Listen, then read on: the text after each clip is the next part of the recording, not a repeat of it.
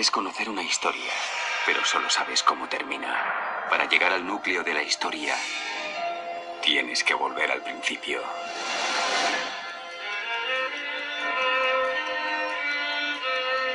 Con el paso de los años se levantó sobre Egipto un rey nuevo que no conocía a José, y pusieron sobre los israelitas jefes de trabajo forzados con el propósito de oprimirlos mientras llevaban sus cargas.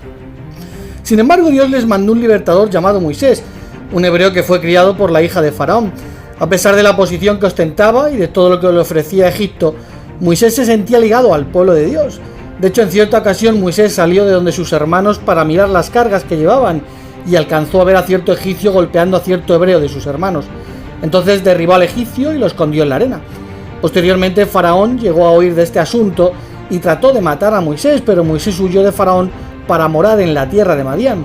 Aunque el propósito de Dios era liberar a los hebreos mediante Moisés, no había llegado el momento oportuno, por lo que Moisés estuvo 40 años preparándose, cultivando humildad y paciencia.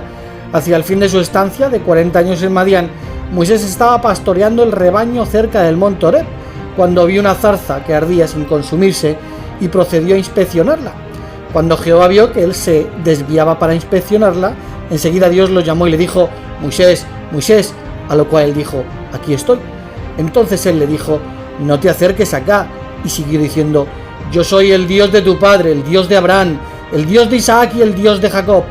Y Jehová añadió: estoy procediendo a bajar para liberarlos de la mano de los egipcios y para hacerlos subir de aquella tierra a una tierra buena y espaciosa, una tierra que emana leche y miel. Entonces Moisés, el descendiente de Abraham, se presentó ante el faraón para pedirle que dejara partir al pueblo hacia la tierra prometida, pero el faraón se negó y subyugó con más fuerza al pueblo hebreo. Esto preparó una guerra épica entre dioses, por un lado la multitud de tríadas de dioses egipcios y por el otro el único dios de los israelitas, Jehová. Por lo que a Jehová no le quedó más remedio que castigar a Egipto con 10 plagas. Estas plagas no solo derrotaron a los egipcios, sus dioses fueron avergonzados.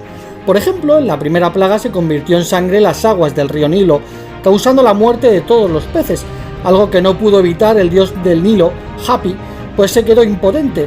La segunda plaga consistió en una invasión de hordas de ranas. El dios Rana y la diosa Rana, dioses de la creación, tampoco se opusieron a Jehová. Hasta ese momento los magos egipcios habían reproducido las 2 primeras plagas, pero no pudieron reproducir la tercera, que consistió en una plaga de jejenes. Tot, el señor de la magia, había perdido sus poderes mágicos y no pudo ayudar a sus sacerdotes. Y Geb, el dios de la tierra, no pudo evitar la plaga de jejenes. En la cuarta plaga, la de Tábanos, Egipto quedó totalmente destruido. Ni la diosa Buto ni el dios Horus pudieron proteger nada. En la quinta, todo el ganado egipcio murió. Ni Hathor, diosa con cabeza de vaca, ni Nut, también representada como una vaca, pudieron proteger a los egipcios. En la sexta plaga le salieron ampollas a hombres y bestias. El dios Amon-Ra, un médico que lo curaba todo, se quedó parado y no hizo nada. Los dioses Su, Min, Respu y Tefnut eran los dioses que controlaban las fuerzas de la naturaleza, pero en la séptima y octava plaga no pudieron impedir los truenos y el granizo que hirió a todo ser vivo de Egipto. En la novena creció una oscuridad en toda la tierra de Egipto por 3 días. Mientras tanto, las luces de Ra, el dios Sol, Sekhmet, la diosa que llevaba el disco solar, y Tot, el dios Luna, no funcionaron, pues se le apagó la luz. En la décima, todos los primogénitos egipcios murieron de golpe, incluido el hijo del dios Faraón. Los dioses Bes y Buto, encargados de proteger a la familia real, tampoco hicieron nada por sus amados egipcios. Cuando sus dioses fueron humillados 10 veces, el faraón optó por dejarlos ir. Después de la 10ª plaga, los israelitas partieron de Egipto tras 215 años de estancia de la mano de Moisés. Sin embargo, el faraón cambió de opinión y salió con su caballería y sus carros de combate en persecución del pueblo de Dios. Mientras tanto, Jehová le dijo a Moisés que llevara a los israelitas a un lugar llamado Piahirot, un callejón sin salida del Mar Rojo. Entonces Jehová colocó una columna de fuego para detener a los egipcios. El relato bíblico nos cuenta que Jehová hizo soplar un viento durante toda la noche. Por fin los hijos de Israel fueron por en medio del mar, sobre tierra seca, mientras las aguas eran un muro para ellos, a su derecha y a su izquierda. De repente la columna se apartó de delante y los egipcios fueron en busca de los israelitas, pero Jehová estaba con su pueblo y los protegió. Primero sembró la confusión en el campamento egipcio y luego le dijo a Moisés: extiende tu mano sobre el mar para que las aguas se vuelvan sobre los egipcios y sus carros de guerra y sus soldados de caballería. Cuando esto sucedió, La destrucción acabó con los egipcios, hasta el dios faraón murió. Los textos de los templos y monumentos egipcios son prueba contundente de que este hecho sucedió.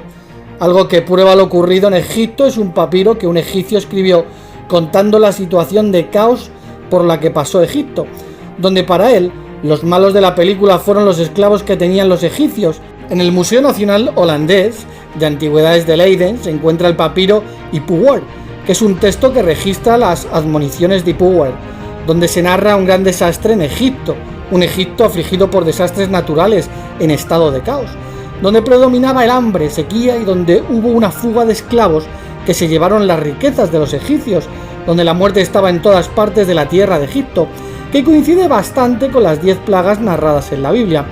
Por ejemplo, el papiro dice que el río es sangre, la plaga está en todo el territorio, sangre en todas partes. Como el río estaba convertido en sangre, la gente no quiere probarla, la gente está sedienta en búsqueda de agua. Así está nuestra agua, así está nuestra felicidad, todo está en ruinas. La Biblia también dice que el río se convirtió en sangre. Al instante, la vara y golpeó el agua que estaba en el río Nilo a los ojos de Faraón y de sus siervos, y todo el agua que estaba en el río Nilo fue convertida en sangre, y la sangre vino a estar por toda la tierra de Egipto.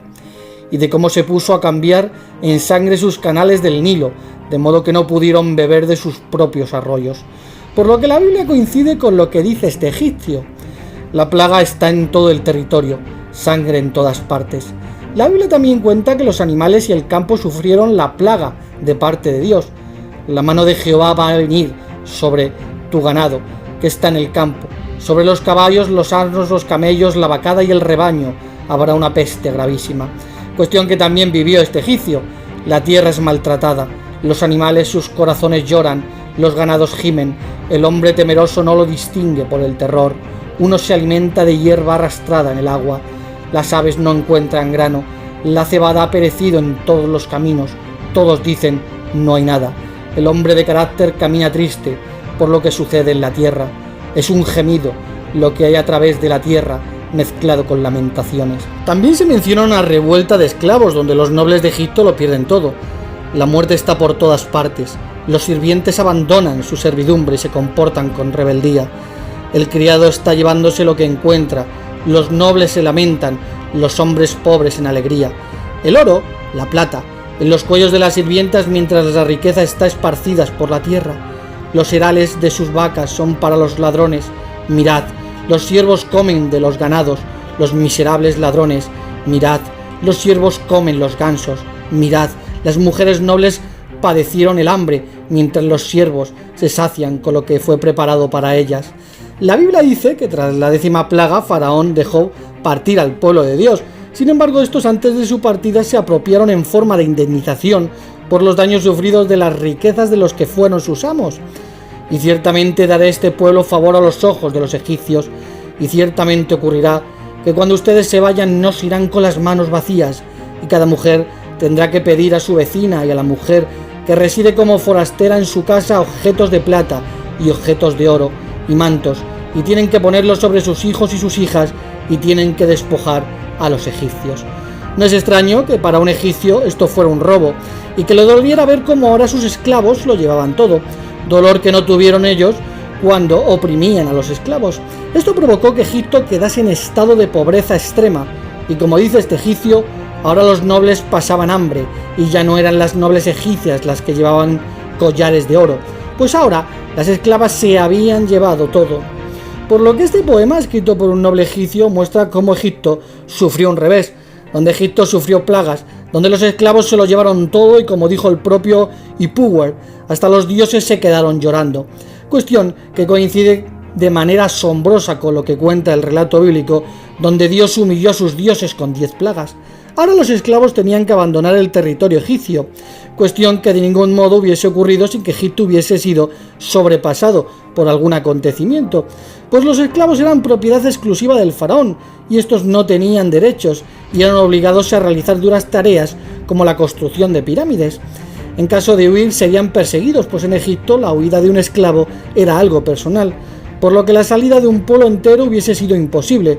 Sin embargo, se encontró un papiro que contaba cómo se acompañó a un pueblo hasta la frontera de Egipto para dejarlos salir, por orden directa del faraón. Y aunque este no menciona a los israelitas, es extraño que un pueblo abandonase tan fácilmente Egipto. El papiro en cuestión es el papiro de Anastasi VI, que es una carta escrita por un funcionario de puesto fronterizo, comunicando la salida desde la frontera del delta oriental de ciertas tribus llamadas beduinos. Otra comunicación para mi señor: hemos terminado de hacer pasar a las tribus Sasu desde Don, a través de las fortificaciones de Merneptah, para preservar su vida y la de sus animales gracias a la benevolencia del faraón, el buen sol de todo el país. La Biblia ahora cuenta que el faraón se arrepintió de dejarlos partir y los persiguió. Al salir de Egipto, los israelitas cruzaron el Mar Rojo por mediación de un milagro de Dios. Los egipcios que perseguían al pueblo de Israel murieron cuando Dios dejó caer el agua que había separado para que los israelitas pasasen. Este suceso a muchos les parece fantasioso. Sin embargo, un equipo internacional de científicos realizaron hallazgos arqueológicos considerados como uno de los más importantes en la historia de la humanidad.